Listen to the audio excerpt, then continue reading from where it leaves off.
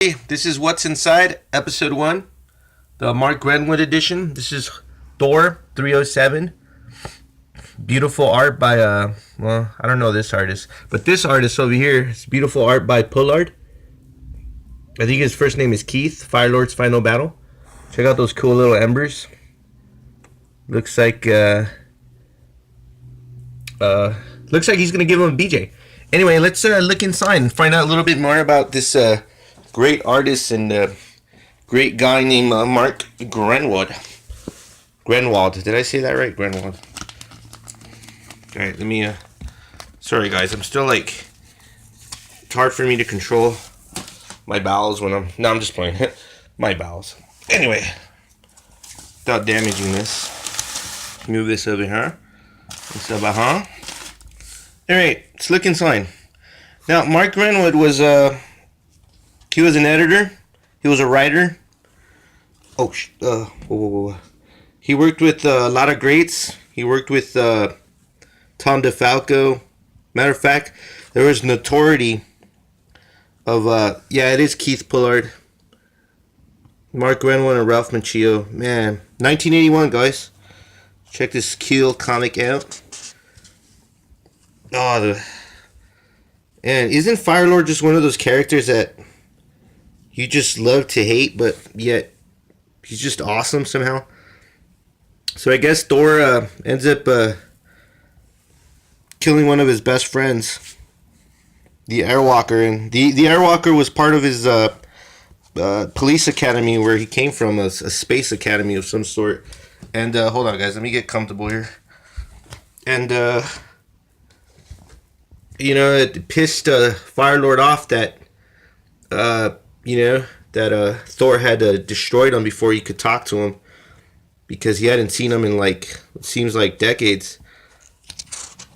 And man, what a ferocious battle, guys. I'm telling you guys, Mark Grenwood was great. Mark did he did a legendary stint on Captain America. Did about like 200 issues. And check this out. He goes, "It will ease my conscience, assuage the gnawing frustration I have inside." Man, I just love Mark Grenwood's writing. And Mark was a great guy. He was, you know, he did a lot for Marvel, like I said, and just never got the recognition he deserved. And it's funny, I remember in those old Marvel bullpen bulletins from like the 90s, they would always draw like Tom DeFalco as a fat slob. And I remember Mark Grenwood looked like a woodpecker nose. And just a great guy, man. He did great things for Marvel. And man, check this art out, man. Keith Pullard is killing it. Killing it.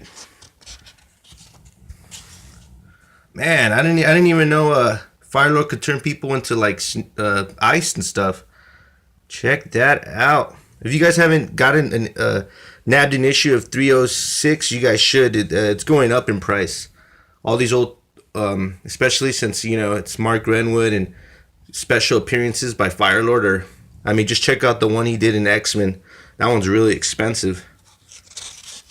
And unfortunately, guys, Mark Grenwood did pass away in 1996. And, you know, Marvel was never the same. To me, it was the end of the Bronze Age.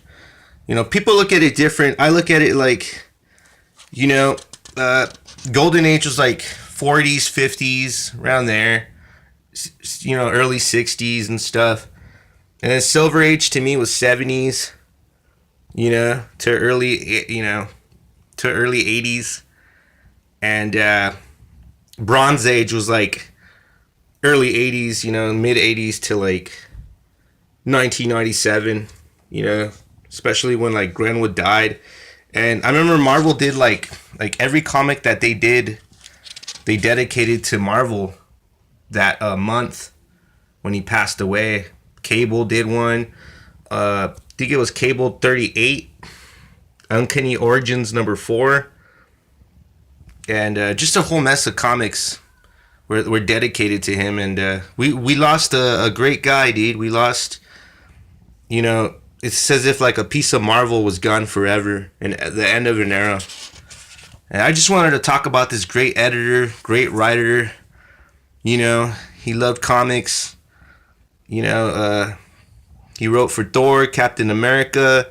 He did his own couple comics. I think one was called SDP7 or something. And of course, everybody knows Quasar. And you know, just a guy that I miss, and we shall remember. Rest in peace, Mark Renwood.